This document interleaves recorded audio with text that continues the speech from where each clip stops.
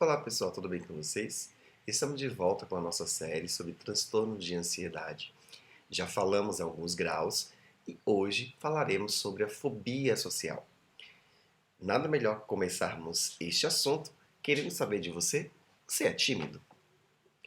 Vou deixar você pensar. Pensa aí e vamos ver se você realmente é uma pessoa tímida ou não.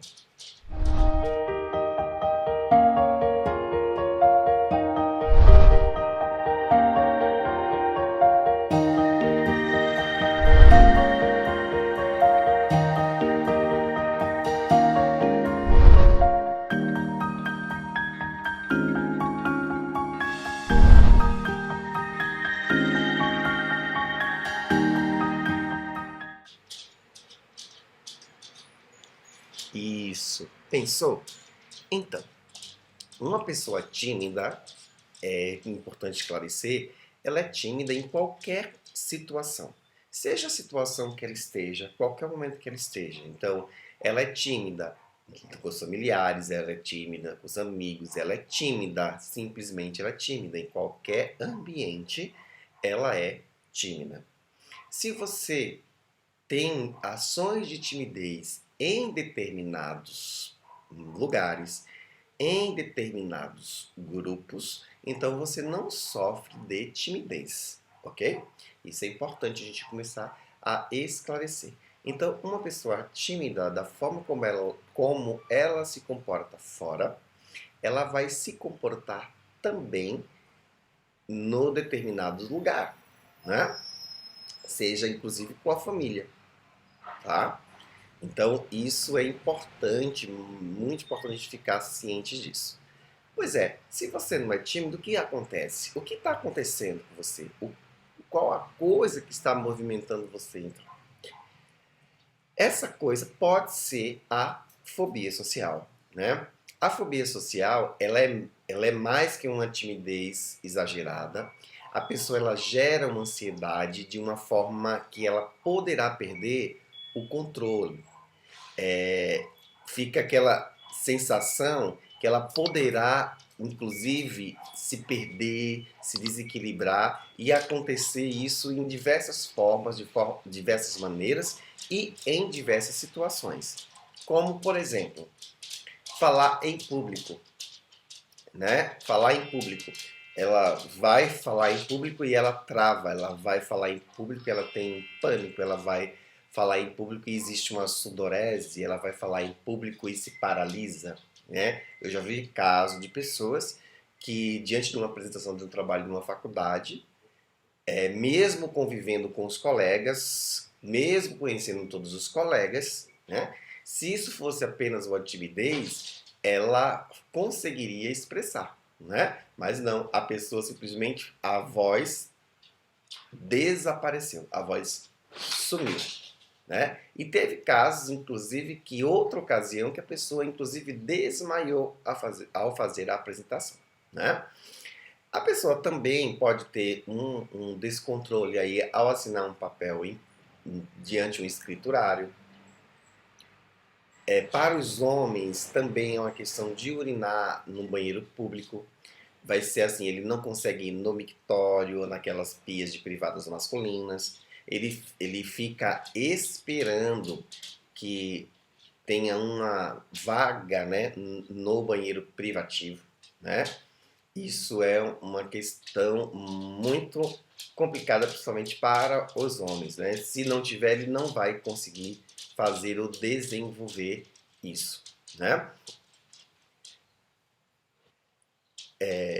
Então, entre timidez e fobia social, nós vamos dizer que essas pessoas elas estão classificadas dentro de uma fobia social, né? Porque as pessoas elas não têm nenhuma dificuldade em comer, escrever ou urinar quando estão em ambientes privados, na situação em que as pessoas estão olhando o comportamento sem ela desmoronar. Então, essa pessoa, se ela está, né, com pessoas que ela conheça, com pessoas que ela já desenvolveu, ela não vai ter nenhum problema em comer, né, em escrever, em urinar, se esse ambiente já existe as pessoas ali que ela já está habituada.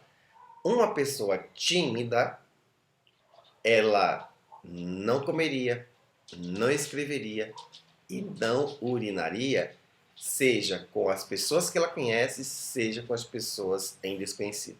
No caso do fóbico social, ele não consegue desenvolver com as pessoas que ele desconhece, as pessoas que estão fora do controle dele, ok? O interessante é a gente perceber que o maior número de pessoas que têm a fobia social, elas são solteiras.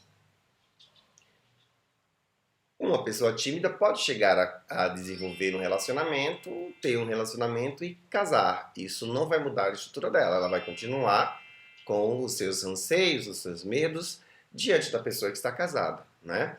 Mas o fóbico social, ele normalmente ele vai ter muito mais tempo como solteiro, porque o outro é quem causa esse impacto, tá bom? Então, como desenvolver isso? Muitos deles são solteiros. Para trabalhar isso um pouco mais, a gente precisa entender o que o DSM traz de como se faz uma avaliação de perceber se eu sou ou não, se eu tenho ou não, né, uma fobia social.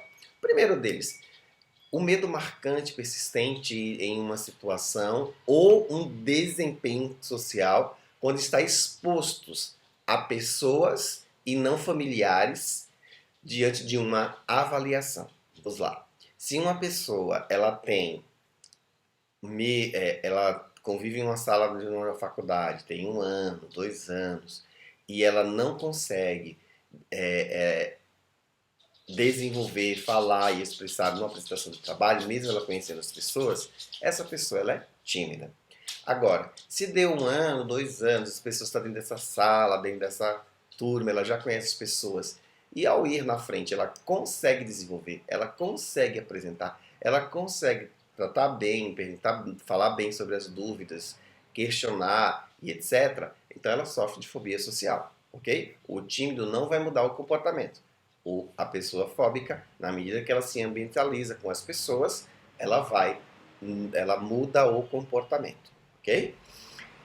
A exposição, né? O item 2 diz que a exposição e a situação social termina por assumir um ataque de pânico. Né? Então, a pessoa tímida, ela não vai ter um ataque de pânico porque estão mandando ela fazer, né? Não, ela vai tentar se esquivar, mas de uma forma totalmente tranquila. Dentro dela pode ser tensa, não com uma crise de pânico. Se advém com uma crise de pânico, isso não é uma timidez. A gente está tratando aí de uma fobia social, tá bom? No caso de crianças, essa questão da exposição ela pode vir acompanhada de um excesso de choro, de raiva, de tremores ou de esquiva que essa criança vai se comportar, tá bom? O item 3, a pessoa ela reconhece que o medo ela é excessivo, mas ela não consegue controlar. A pessoa tímida ela já se habituou com aquilo, então ela não encara isso como medo, ela só não quer, né?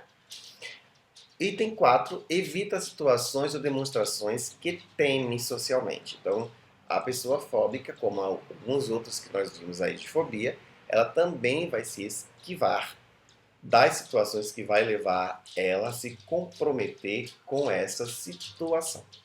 Tá bom? O quinto, procura se esquivar antecipadamente, mudando a rotina para evitar a fobia. Procura se esquivar antecipadamente, mudando a rotina para evitar a fobia. Então ela vai mudar a rotina se aquilo é um ambiente que é perigoso para ela. Uma pessoa tímida não vai procurar mudar a rotina. Ela é tímida, ela já não vai, já está dentro dela, tá bom? As pessoas com menos de 18 anos, a duração desse tipo de fobia, ele tem uma duração aí de 6 meses. Entendo, né? Menos de 18. Acima de 18, essa situação se torna mais grave, ela é mais corriqueira. Se a pessoa levou isso acima de 18 anos, isso não vai desaparecer com 6 meses, tá bom? O item 7, o medo de esquiva, não se deve a gente tem que levar em conta que esse medo de esquiva, ele não se deve a algo que seja fisiológico ou derivado de uma medicação. Então, Se a pessoa está em tratamento, está desenvolvendo esse tipo de comportamento, a gente precisa levar em conta que é algo fisiológico ou por medicação, né? Ou algo fisiológico simboliza aí que ela tem algum outro tipo de transtorno e logo automaticamente ela vai ter medo, receio que as pessoas percebam, vejam o que ela tem, né? O item 8, se tiver outro transtorno mental na vida dessa pessoa, também deve ser avaliada essa questão do medo. Pode não ser fobia social, né?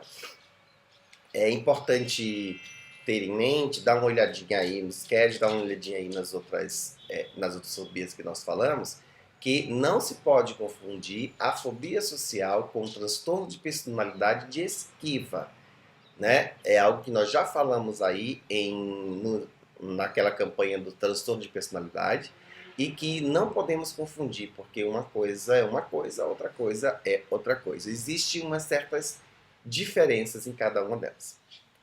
Espero que você tenha gostado. Se você gostou, se você curtiu, vou pedir para que você curta, compartilhe com os amigos, para que assim a gente possa aqui crescer juntos. E se você tem ou sente que alguém, conhece alguém que isso simboliza muito, e se ficou alguma dúvida ou caso você queira perguntar, deixa aí nos comentários que eu vou responder todos com o melhor carinho. Então, grande abraço a todos e até a nossa próxima semana. Tchau!